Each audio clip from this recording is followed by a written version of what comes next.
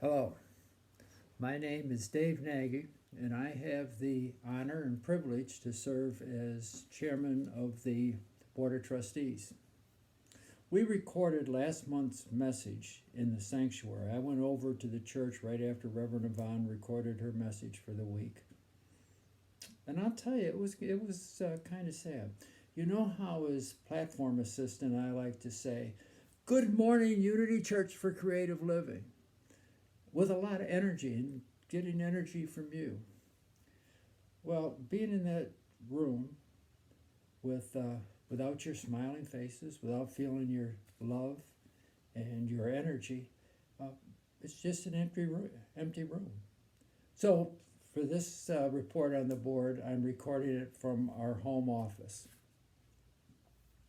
I want to take a few minutes and fill you in on the board meeting and talk more specifically about the survey that you all filled out. But first of all, some sad news from the board. Joan McNeil has, for personal reasons, resigned from the board. Joan has served as our president. Our vice president was currently serving as secretary, and we thank her for her faithful service, and we wish her well.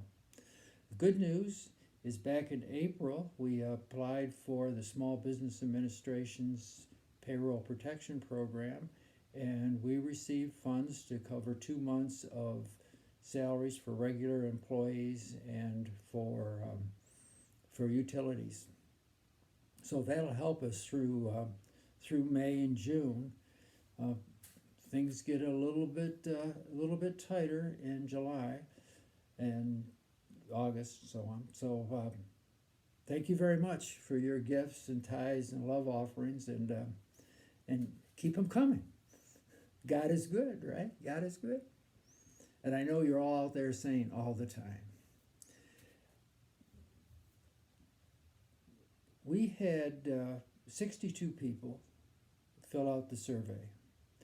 And that's really impressive when you consider we have about 110 members plus other individuals who attend regularly but are not members. So we got a clear indication of what you're thinking, what you're feeling about reopening the church and what we should do when we do eventually reopen. We heard you loud and clear. So I want to take a few minutes and go over maybe some of the highlights. I'm not going to go through every question on the survey. But 40% of you said that you would return at the first opportunity, but the majority of those folks indicated that they did have concerns. It was clear that we should wait a few weeks after a ban on public gatherings is lifted. Close to 18% of you indicated that you would like to continue meeting virtually through Facebook, for our Zoom social hours, if you can call it that, or looking at a live stream of our service.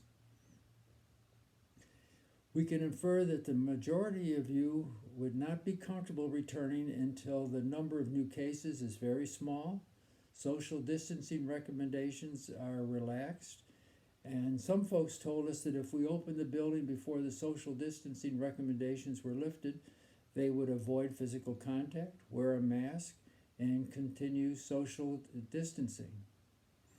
As we've said all along, your health and safety is our major concern. You have indicated that it's also your major concern, your number one priority. So the board is in the process of developing a detailed plan for reconvening. The board is considering a number of possibilities when we do eventually open the building for our services, such as having multiple services, not necessarily 2 in the morning on a Sunday morning, but maybe 1 on a Sunday evening, maybe something during the week, or maybe continue with a hybrid approach where we're live streaming a service. And additional options were suggested and kicked around, but let me be clear, no decision has been made at this point. We're just looking at possibilities.